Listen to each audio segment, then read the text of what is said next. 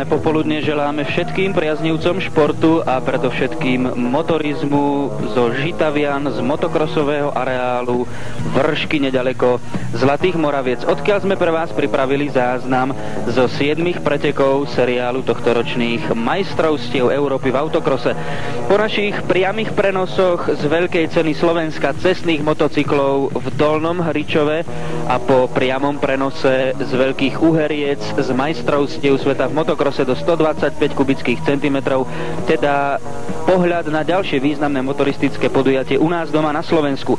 Do Žitavian sa zišla európska autokrosová špička už po tretí raz za sebou a Žitavany sú adeptom na usporiadanie jedného podniku európskeho šampionátu aj pre rok 1998. Dovedná sa tu zišlo 62 pretekárov z 12 krajín. Okrem Slovenska prišli aj z Belgicka, Českej republiky, Francúzska, Holandska, Litvy, Lotyšska, Luxemburska, Nemecka, Švajčiarska, Talianska a Ruska, aby súperili o body v závere európskeho šampionátu, lebo žitavianske podujatie je predposledným 7.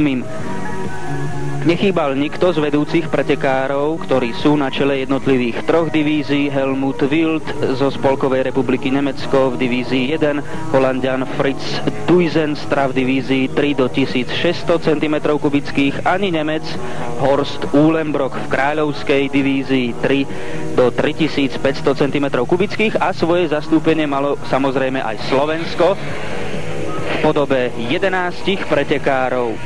V sobotu sa začal program tréningami od 15. hodiny, v nedeľu od 9:30, predpoludním boli na programe rozjazdy a potom od 15. hodiny B a A finále, z ktorých sme pre vás pripravili náš 50-minútový záznam. Pán Benček, patríte medzi iniciátorov tejto trate. Čo všetko sa tu zmenilo oproti európskemu šampionátu v minulom roku?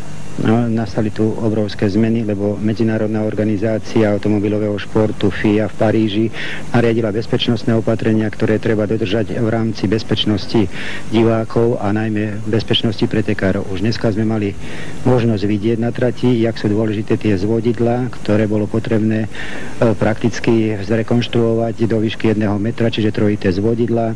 Betónové bariéry sa museli postaviť tam, kde trať sa míňa v protismere menej ako 30 metrov, čiže postihlo to celú túto trať. Ale tieto opatrenia, ktoré sa prijali, sú účinné a prakticky dali podmienku k tomu, že toto zariadenie, tento areál prakticky nadobudol nielen názov, ale aj skutočne, že je to autodrom. Čo bude ďalej? Na budúci rok požiadali opäť Žitavany o organizáciu jedného z podujatí majstrovstiev Európy?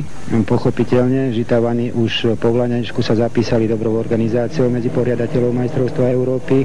Aj pre budúci rok požiadali o usporiadanie majstrovstiev Európy, ktoré sa uskutoční približne v tomto istom termíne, ktorý je augustový záverečný víkend.